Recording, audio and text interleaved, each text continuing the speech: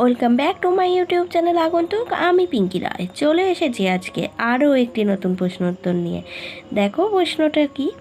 তার আগে বলে রাখি, যদি আমার এই প্রশ্ন উত্তর শেয়ার তোমাদের সঙ্গে ভালো লেগে থাকে তবে প্লিজ সাবস্ক্রাইব মাই আগন্তুক ইউটিউব চ্যানেল। চলো এবার তাহলে দেখে নিই আজকের প্রশ্ন উত্তরটা কি।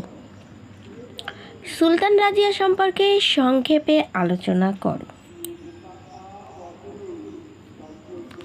সুলতান রাজিয়া সম্পর্কে সংক্ষেপে আলোচনা করো। এই প্রশ্ন উত্তরটা লিখতে গিয়ে প্রথমে আমাদের লিখতে হবে সূচনা, বা এই প্রশ্নটা আমাদের এইভাবেও পড়ে থাকতে পারে যে সুলতান রাজিয়ার কৃতিত্ব আলোচনা করো। এই প্রশ্নটা খুবই ইম্পর্টেন্ট, আমাদের কোশ্চেন ব্যাংকেও আমরা পেয়ে থাকি যে সুলতান রাজিয়ার কৃতিত্ব উল্লেখ করো। তো এই প্রশ্নটা যখনই আমরা লিখতে যাব প্রথমেই একটা ভূমিকা বা সূচনা দিয়ে নিতে হবে, তারপরে চলে আসতে হবে মেন পয়েন্টে, সুলতান রাজিয়ার কৃতিত্ব। সুলতান রাজিয়া ছিলেন একজন সুযোগ্য শাসক এবং তার কৃতিত্বগুলি হলো 1 নম্বর শান্তি প্রতিষ্ঠা। শান্তি প্রতিষ্ঠা 1 নম্বরের পরে আসবে 2 দক্ষ শাসন পরিচালনা। 3 নম্বরে আসবে অভিজাতদের ক্ষমতা হ্রাস।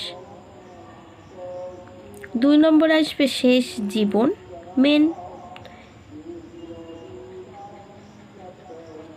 সুলতান রাজিয়ার শেষ জীবন বলে একটা পয়েন্টস হবে এবং সবশেষে হবে উপসংহার। ঠিক আছে, তার আগে বলে রাখি, যদি সুলতান রাজিয়ার কৃতিত্ব পড়ে তাহলে এই শেষ জীবন পয়েন্টসটা আমাদের লেখার দরকার নেই।